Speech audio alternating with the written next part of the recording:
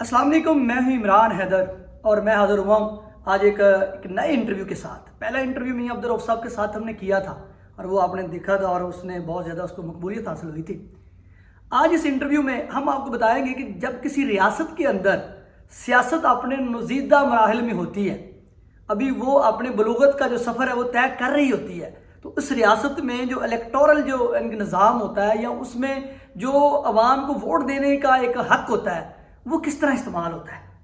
इसके अलावा इसमें हम बात करेंगे इस सारे इलेक्शन में जो अवाम के वोट की, अवामी मैंडेट की और इस इलेक्शन में क्या होता रहा। मियां अब्दुल रऊफ साहब मौजूद है, इन्होंने अपने मुखालफिन के ऊपर क्या इल्ज़ाम लगाए और इनके मुखालफिन ने फिर इनके ऊपर क्या इल्ज़ाम लगाए। इलेक्शन डे को क्या हुआ, इलेक्शन डे के बाद क्या हुआ, ये सारी सूरत हाल आज हम ब्रीफली मियां अब्दुल रऊफ साहब के साथ डिस्कस करने जा रहे हैं। मियां साहब कैसे हैं आप?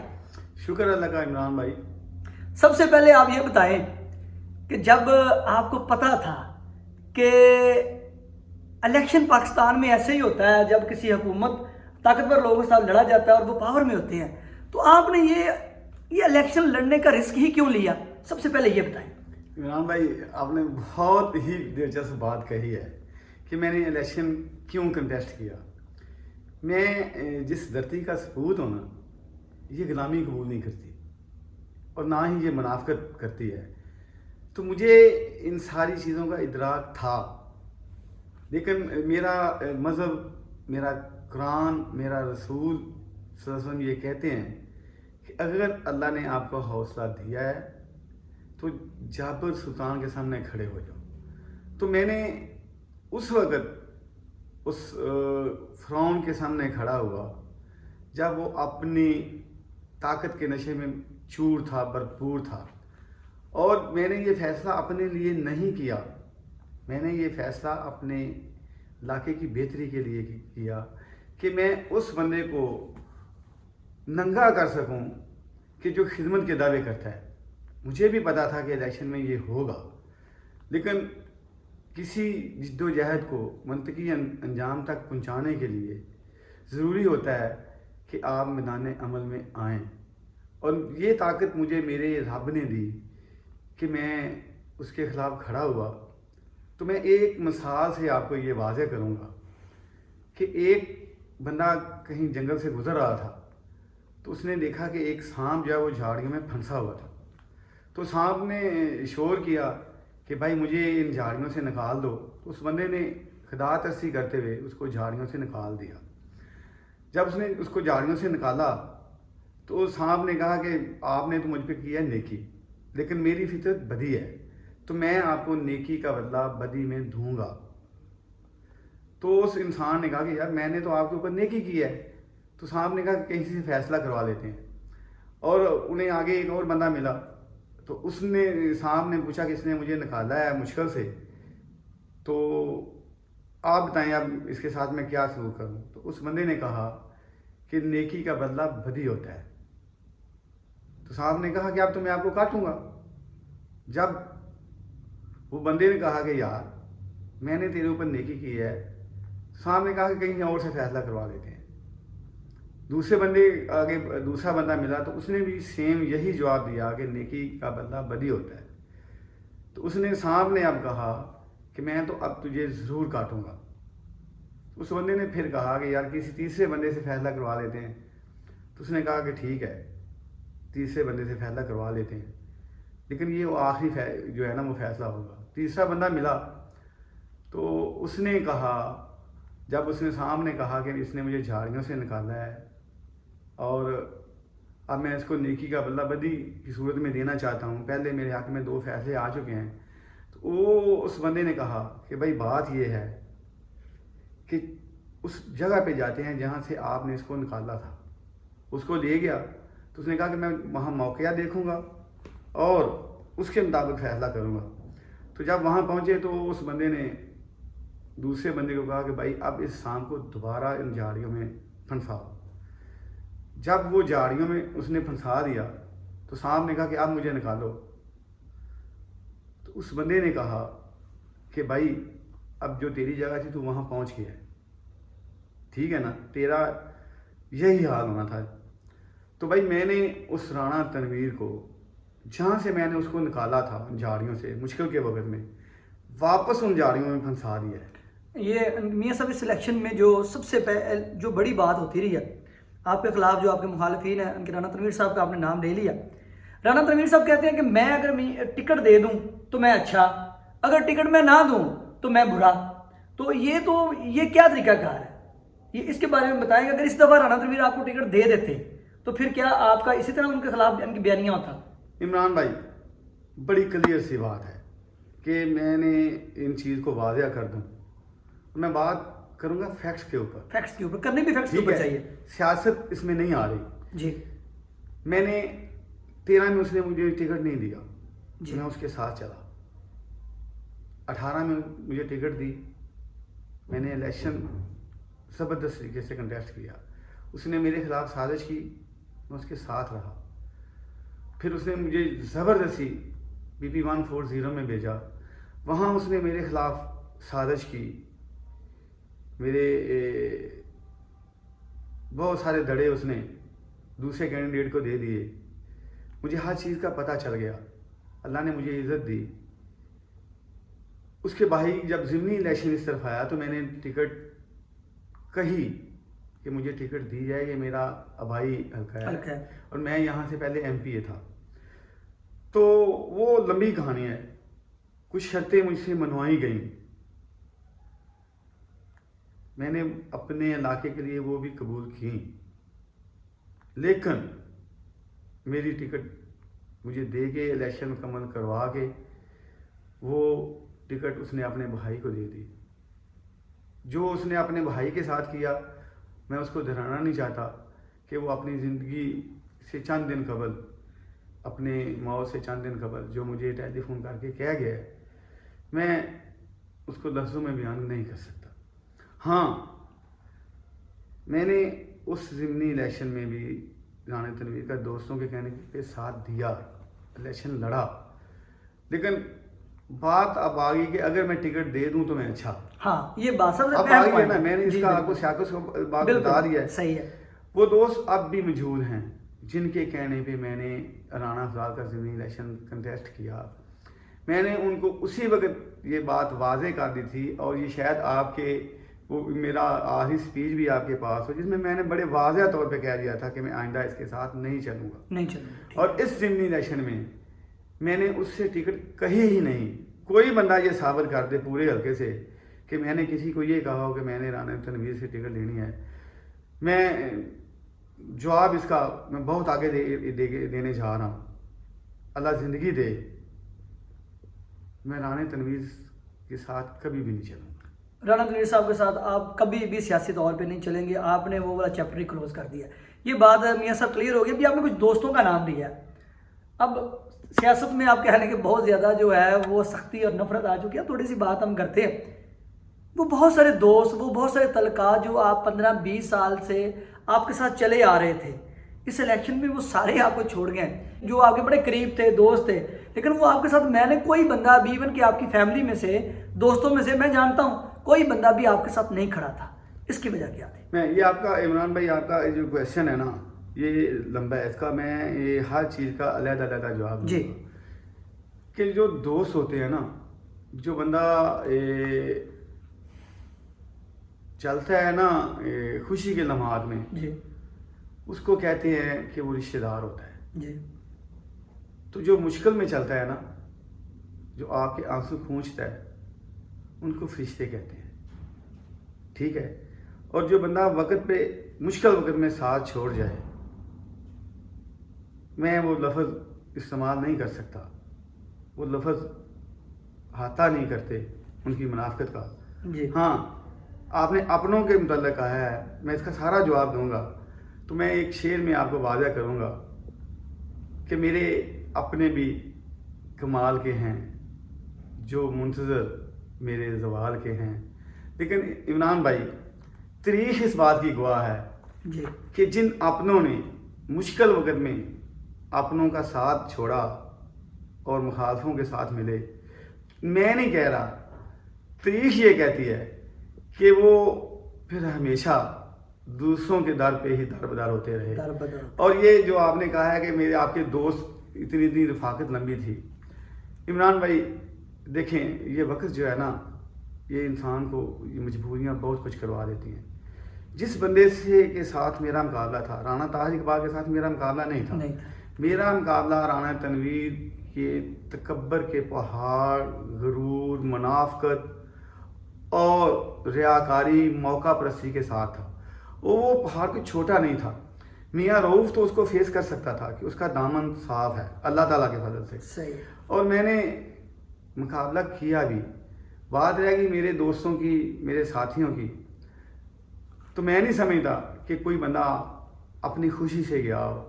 ہر بندے کے اوپر اتنا جبر کیا گیا، اتنی ان کو دھمکیاں دی گئیں کہ چونکہ وہ حکومت میں ہے تو وہ مجبوراً اس کے ساتھ گیا ہے. اور انہوں نے مجبوری کی حالت میں میرے خلاف ووٹ بھی مانگے. میں آن کرتا ہوں، لیکن آپ ان کے چہرے دیکھیں جب وہ ان کو مبارکباد بھی دینے گئے تو آپ نے محسوس کیا ہوگا کہ ان کے چہروں پہ مسکراہٹ تھی، خوشی تھی، مصنوعی تھی، یا کوئی احساس جرم تھا. صحیح. تو میں ان دوستوں کو تو نہیں کہہ سکتا، ہاں جس نے یہ کیا ہے اس کا مجھے پتہ ہے سب کچھ کہ اس نے کس کو کیسے مجبور کیا. تو وقت آئے گا. یہ سارے دوست جو آپ کہہ رہے ہیں نا میرے ساتھ نہیں تھے. ایون کہ وہ لوگ جن کو رانا تنویر نے میرے خلاف ٹکٹ کے لیے قرآن دیا ہوا تھا وہ اب بھی اس کے ساتھ چلے ہیں. صحیح ہے. ٹھیک ہے، ایک وقت آئے گا کہ ان کے اندر بھی اتنی جرت پیدا ہوگی، ان کا ضمیر ان کو ملامت کر رہا ہے، لیکن اس وقت وہ میری طرح دلیری کریں گے اور انشاءاللہ میرے ساتھ کھڑے ہوں گے.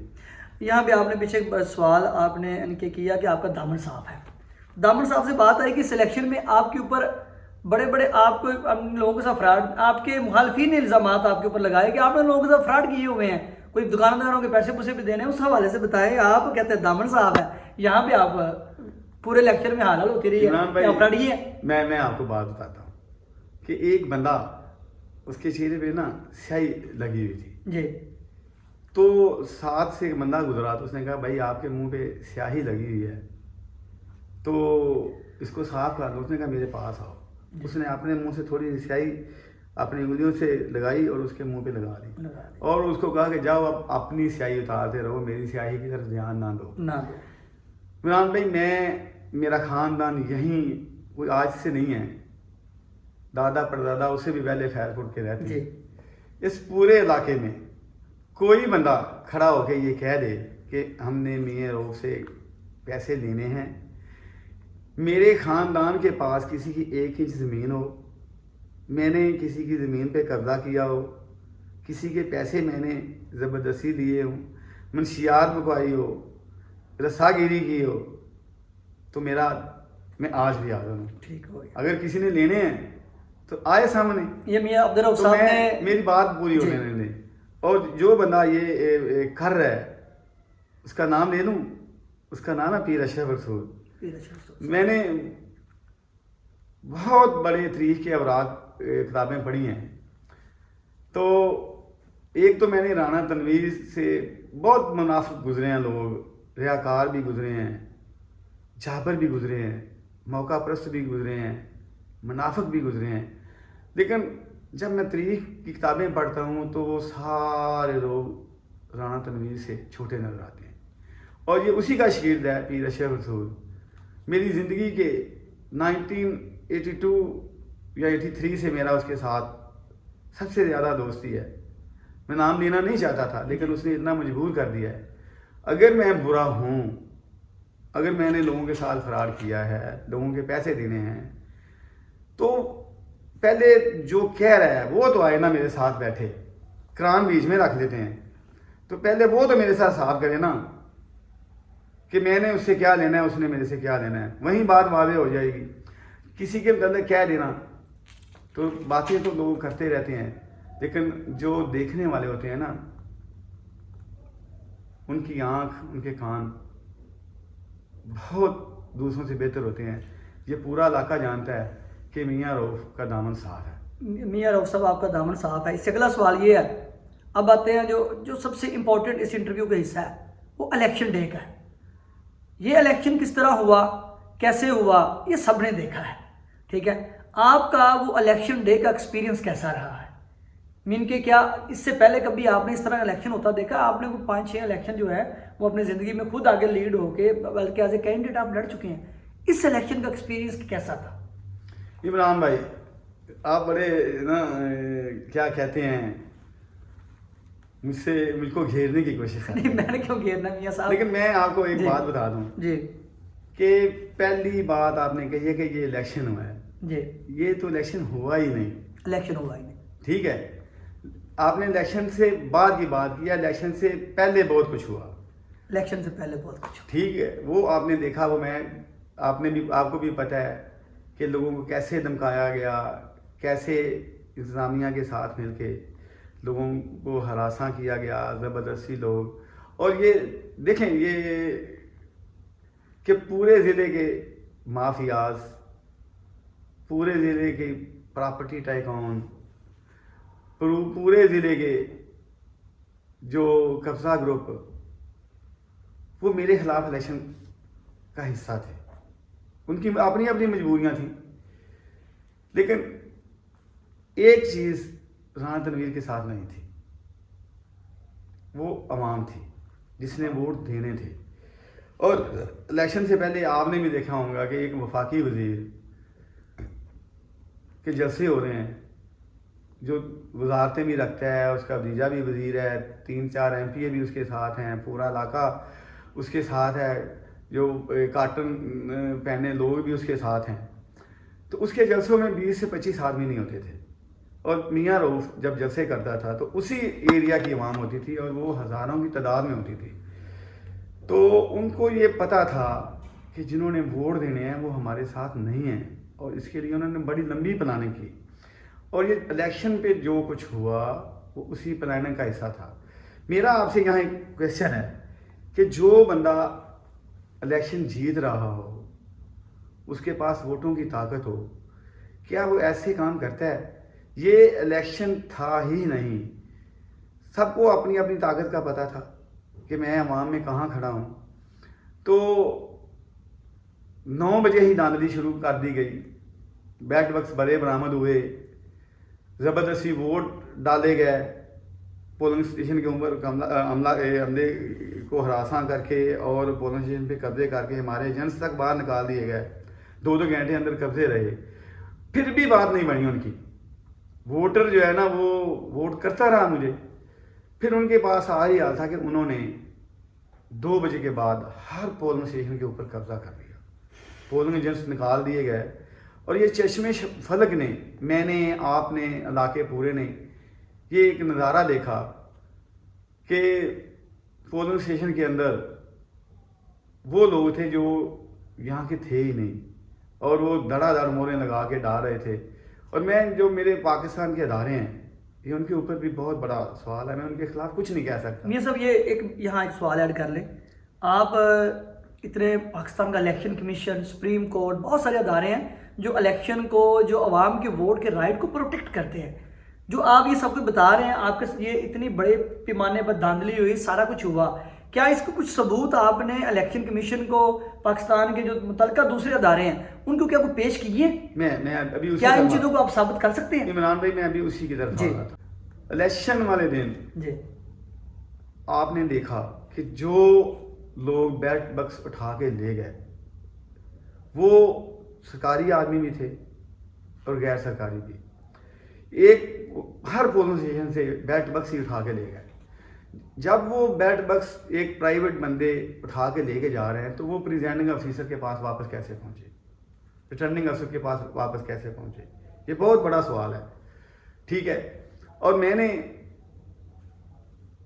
الیکشن ختم ہونے سے پہلے الیکشن کمیشن کو بذریعہ واٹس ایپ اپلیکیشن بھیجی، جس کا مجھے انہوں نے نمبر بھی دیے ہیں، ڈائری نمبر، یا اس کی میرے شکایت کا نمبر بھی مجھے دیا ہوا ہے۔ میں نے الیکشن سے پہلے نہیں بات بنی، اتنا کچھ کرنے کے باوجود میاں روح پھر جیت گیا، پھر ایک فارم 47 نکالا گیا۔ آپ مجھے یہ بتائیں کہ الیکشن ہو رہا ہو تو رات کے 10 بجے فارم 47 یا ریزلٹ کمپائل ہو سکتا ہے؟ ممکن ہی نہیں ہے، نہیں، پہلے سے تیار تھا۔ اور میں آپ کو بات آپ نے بڑا مجھ سے نا پوچھا ہے، بہت ساری ویڈیوز ہر وقت وائرل ہوتی رہی، ان کی دھاندلی کی، ان کے باکس اٹھانے کی، ان کے اوپر موریں لگانے کی، میرے ووٹ جو ہے ان کو پھاڑنے کی۔ میں آپ کو ایک بات بتا دوں، یہ میں نے ان کو جو دعوے کرتا تھا نا کہ میں خدمت کرتا ہوں علاقے کی، جی اگر خدمت اس کو کہتے ہیں، اگر الیکشن ہونا اس کو کہتے ہیں، میں تو پہلے ہی کہتا تھا کہ یہ شخص عوام کی طاقت سے نہیں آتا، کوئی مانتا نہیں تھا۔ جی اب میں نے اس کے پورے سسٹم کو ننگا کر دیا ہے۔ تو جو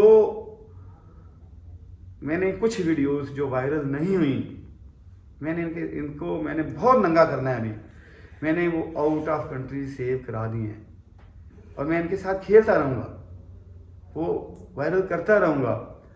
جو مجھے یہاں تک پتہ ہے کہ یہ ڈیل کس نے کی، رانا تنویر کی طرف سے، کس کے ساتھ کی، جی کس نے پیسے دیے، کون پیسے لے کے گیا، کس نے پیسے وصول کیے، اور اس دھاندلی میں کون کون سے لوگ ملوث ہیں۔ میں ایک مثال دے دیتا ہوں جی کہ رانا بختیار، اس کو اسی وقت خوش کرنے کے لیے اس کے ڈی او کے آرڈر اس کو پہلے دیے گئے، تو بہت ساری ویڈیوز جو وائرل نہیں ہوئی۔ جی آپ نے ثبوت کی بات کی ہے نا، تو میاں روح وہ بات نہیں کرتا جو اس کے پاس ثبوت نہیں ہوتا۔ جب وائرل ہوں گی، پہلے میں آپ سے وعدہ کر رہا ہوں جی کہ آپ کو پہلے دکھاؤں گا۔ ٹھیک ہو جہاں میرے ووٹ جلائے گئے، جہاں ان کو ووٹ ڈالے جا رہے ہیں، ٹھیک ہے، وہ ساری چیزیں میرے پاس محفوظ ہیں، ٹھیک ہے۔ باقی رہ گئی بات کہ الیکشن کمیشن کو میں نے کہہ دیا، میرے پاس فارم 45 ہے ہی نہیں۔ اچھا، آپ کے جب پاس مجھے 45 نہیں ہے؟ کسی کے پاس، ایون کہ کسی بھی اور کینڈیڈیٹ کے پاس، پاکستان تحریک انصاف کے پاس، نہ ٹی ایل کے پاس، پاکستان تحریک انصاف کے پاس ہے، نہ وہ ٹی ایل پی کے پاس ہے۔ جب انہوں نے رزلٹ ہی یہاں نہیں بنے، جب بیٹ بکس ہی ڈھا لیے گئے، اپنی مرضی سے ووٹ ڈالے گئے، ہمارے ووٹ جلائے گئے، مجھے یہاں تک پتہ ہے کہ ان ساری کوششوں کے باوجود میاں روف جیت گیا، اور اس کو پھر چوتھے نمبر پہ لایا گیا۔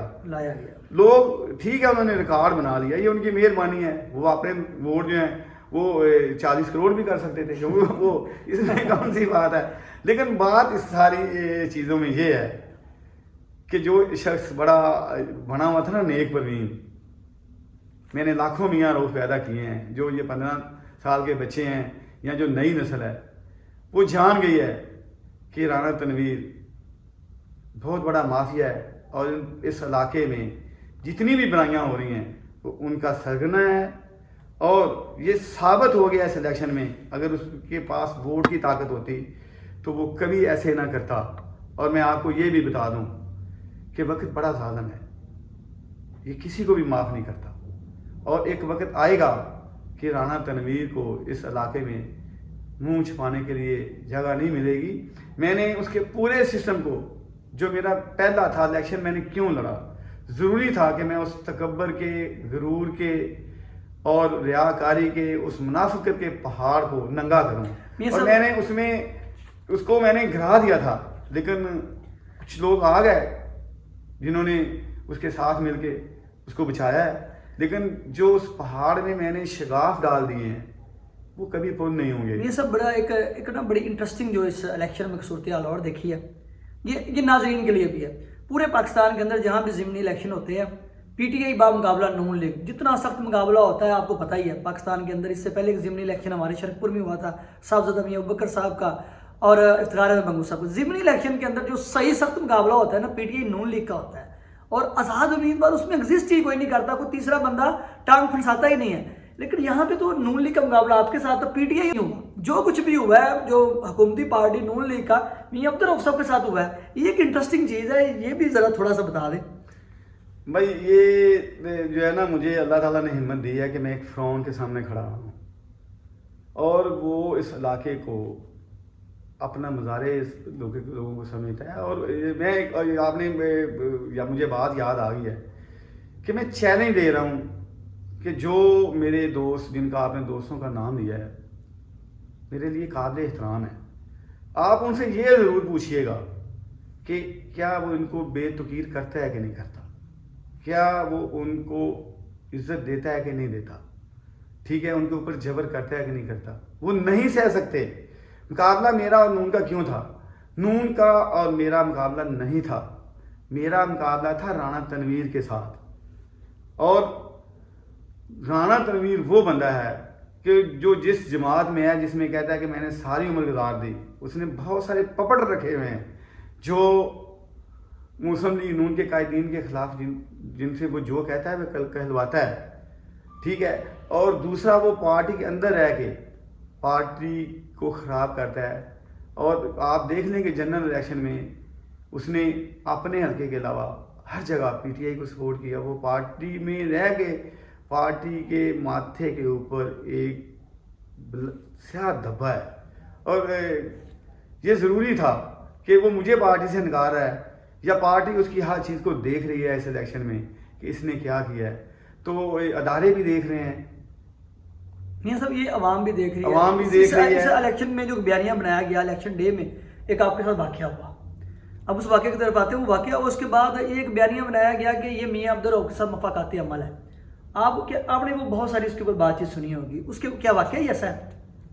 دیکھیں میری بات سنیں، آپ کو شاید بہت ساری چیزوں کا نہیں پتہ جی، میں صرف ایک دو چیزیں عوام کے سامنے لاؤں گا کہ میرے اوپر 2 دفعہ قاطعانہ حملہ کیا گیا الیکشن ڈے، میرے حوصلے پست نہیں ہوئے۔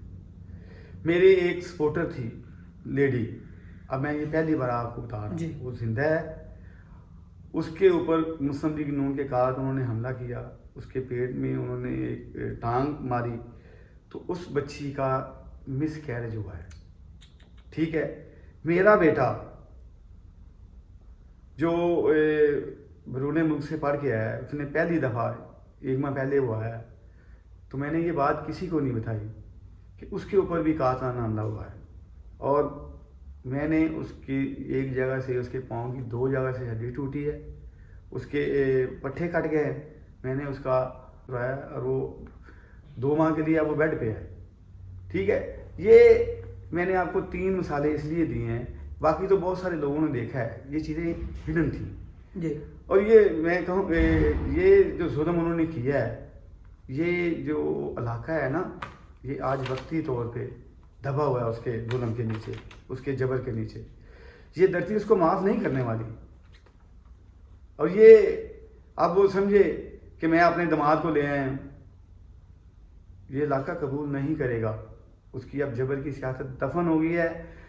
جو نئی نسل آ گئی ہے، میں نے اتنا شعور دے دیا ہے کہ اب وہ اس کے خلاف ایسے ہی الیکشن کنٹیسٹ کرے گی جیسے میاں رؤف نے کیا ہے، اور آئندہ الیکشن میں سمجھتا ہوں کہ انشاءاللہ اس کی ضمانت ضبط ہوگی۔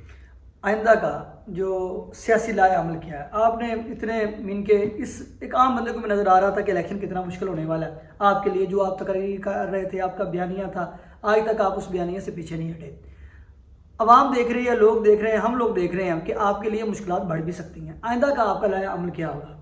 اچھا جی، یہ کہ آپ کو پتا تھا کہ مشکلیں بڑھیں گی، ہاں مشکلیں بڑھیں گی، تو میں ایک شعر پڑھتا رہتا جی تھا، پڑھیں۔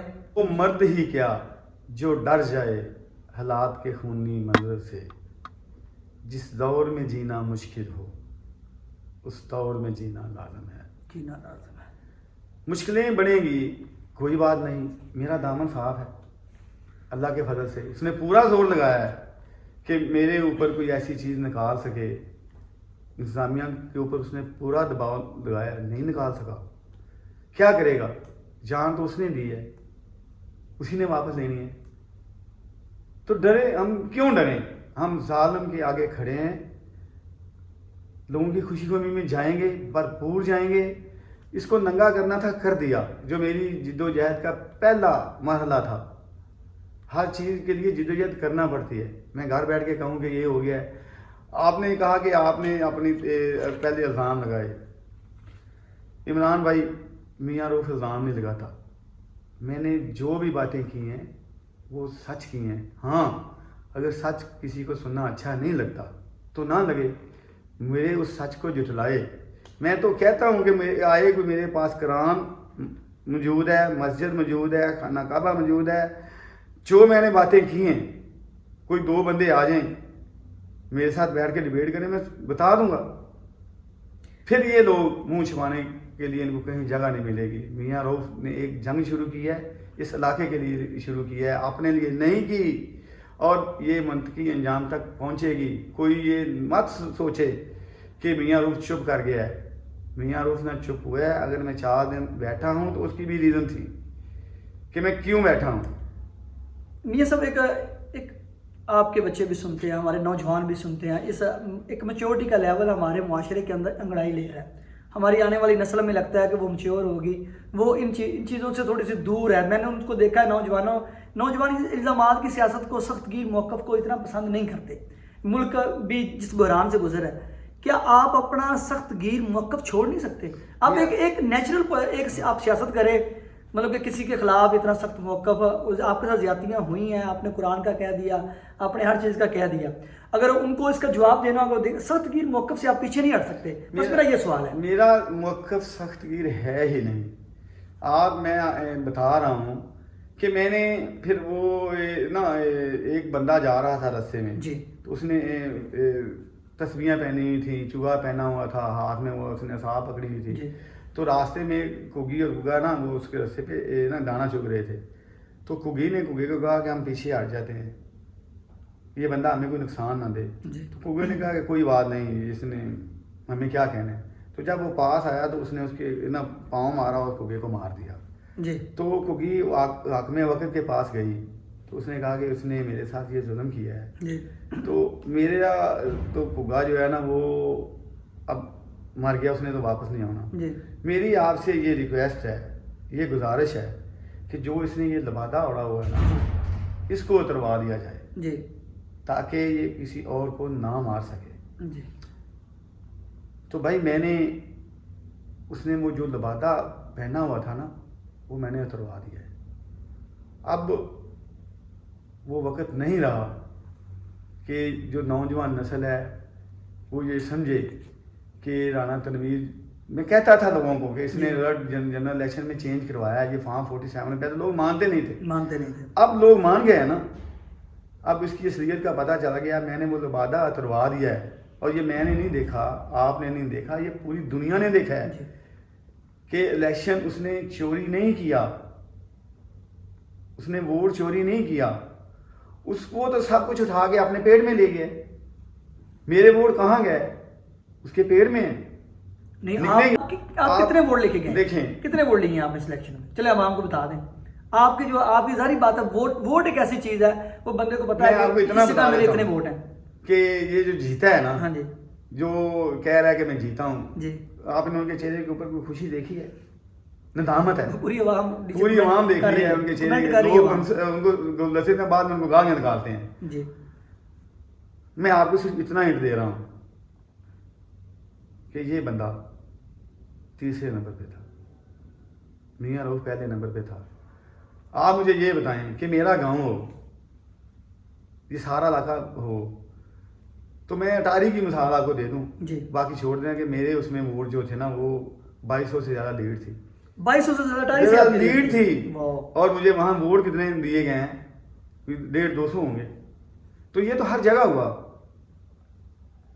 تو میں کہاں، جن کے پاس میں نے جانا ہے اپنی عرض لے کے، تو وہ تو خود اس جرم میں شامل ہیں. انہوں نے فیصلہ کرنا ہے، تو فیصلہ چھوڑے اللہ کی ذات پہ، ٹھیک ہے. اور وہ ذات جو ہے نا محنت رکھتی ہے، وہ انصاف کرتی ہے. ہاں اس میں دیر ضرور ہو سکتی ہے لیکن وہ انصاف ضرور کرتی ہے. اتنا تو ہوا کہ کچھ لوگوں کا جو بیہائنڈ دی وال چہرہ تھا وہ عوام کے سامنے. میاں عبدالرؤف صاحب، کوئی ایسی بات جو آپ کے دل میں رہ گئی اور انٹرویو میں ہم نے ڈسکس نہ کی ہو، وہ ضرور آپ کریں. اس کے بعد پھر چھوٹا سا میسج کے ساتھ پروگرام کو وائنڈ اپ کرتے ہیں. جو بات میری بہت ساری باتیں ہیں وہ پھر کر لیں گے جی، لیکن جو میں نے یہ جدوجہد شروع کی ہے نا، جی، وہ میں نے اپنے لیے نہیں کی. میں نے اس علاقے کی بہتری کے لیے، جو یہ شخص جتنا اس نے گند پھیلایا ہوا ہے، جو اس نے شرافت کا لبادہ اوڑھا ہوا تھا، 20 خاندان اس نے آپس میں مروا دیے, 20 لوگوں کا اس نے فیوچر برباد کر دیا. اور اب بھی اس الیکشن میں دیکھیں کہ اس نے بیٹے کو باپ کے سامنے کھڑا کر دیا, اور الیکشن کو بھائی کے سامنے کھڑا کر دیا, خاندان کو خاندان کے سامنے کھڑا کر دیا. تو یہ کہاں کی سیاست ہے؟ کہیں بھی کیا میرے بھی پاس بندے نہیں تھے, میں اس کا مقابلہ کر سکتا تھا, لیکن اللہ نے مجھے حوصلہ دیا کہ میں نے صبر کیا, اور اللہ مجھے اس صبر کا پھل دے گا. یہ سارے میں جب وہ یہ یہاں قبضے کر رہے تھے تو میں ان کو روک سکتا تھا, اس روکنے میں بہت کچھ ہو سکتا تھا, لیکن اس بہت کچھ ہونے میں یہ اپنے گھر بیٹھا ہوا تھا, تو نقصان کس کا ہونا تھا؟ تو میں نے صبر کیا ہے, اپنا ہی عرض اللہ کے پاس کیا, اور اس عوام علاقے کے لوگوں کے سامنے لے کے آیا ہوں کہ بھائی یہ آپ کے بچوں کے لیے, آپ کے علاقے کے لیے یہ شخص اچھا نہیں ہے. میں نے اس کے جو لبادہ اوڑا ہوا تھا نا, میں نے اس کو اب ننگا کر دیا ہے. میری جدوجہد جاری رہے گی, اور پہلے سے بھی زیادہ. ضمنی الیکشن تھا اس نے کر لیا, جنرل الیکشن بھی آئے گا جی انشاءاللہ. آپ نے اس پروگرام میں دیکھا کہ ایک سیاستدان کا موقف دیکھا. ہم اکثر پڑھتے بھی ہیں, سنتے بھی ہیں, کہتے بھی ہیں کہ جو بدترین جو جمہوریت ہوتی ہے نا وہ ڈکٹیٹرشپ سے بہتر ہوتی ہے. اس کی مثال آج لے لیں کہ پاکستان میں بدترین جمہوریت ہے, لیکن پھر بھی آج ایک کینڈیڈیٹ جو ہے وہ اپنا موقف دے سکتا ہے. اتنی آزادی آج بھی اس ملک میں ہے. تو میری پھر بھی یہ پاکستان کے تمام اداروں سے, پاکستان سپریم کورٹ اسٹیبلشمنٹ کا, خاص طور پہ جو پاکستان کے پاور کے حلقے ہیں جو پاکستان کو چلاتے ہیں, ان سے ایک ہماری گزارش ہے, ہم ہمیشہ کرتے ہیں کہ پاکستان کے اندر عوام کو جو ووٹ کا رائٹ ہے نا, آپ اس کو محفوظ کر دیں. وہ اس عوام کا ووٹ کوئی بھی نہ چرا سکے. اگر جس دن پاکستان میں ووٹ کا پروسیس کو آسان کر دیا گیا, ووٹ دینے کے حق کو محفوظ بنا دیا گیا, ایک عام آدمی اپنا ووٹ آسانی سے کاسٹ جو کرنے کے قابل ہو گیا, یقین کریں آپ کو اس دن کچھ بھی نہیں کرنا پڑے گا. یہ ملک خود بخود ترقی کر جائے گا. اس ملک کا جو ریاست مضبوط ہو جائے گی, اس کا پارلیمان طاقتور ہو جائے گا, اور پاکستان کا جو کھویا ہوا مقام ہے دنیا کے اندر وہ پاکستان کو مل جائے گا. پاکستان کے نوجوان جو ہے اس ملک سے نہیں بھاگیں گے ویزے لے کے, وہ اسی ملک میں رہنا شروع کر دیں گے. تو اسی کے ساتھ ہی پاکستان کے روشن مستقبل کے ساتھ, آنے والی نسلوں کے سنہری جو ہے ان کا فیوچر اس کے ساتھ, ہمیں دے اجازت ہم پاکستان کے خوشحالی کے لیے پاکستان میں موجود جو کمزوریاں ہیں, جو پاکستان کے نظام کے اندر موجود کمزوریاں ہیں, ان کو مختلف پلیٹ فارمز کے ذریعے آپ کے سامنے لاتے رہیں گے. ہمیں دے اجازت, اور لاسٹ میں وہی نعرہ, پاکستان زندہ باد.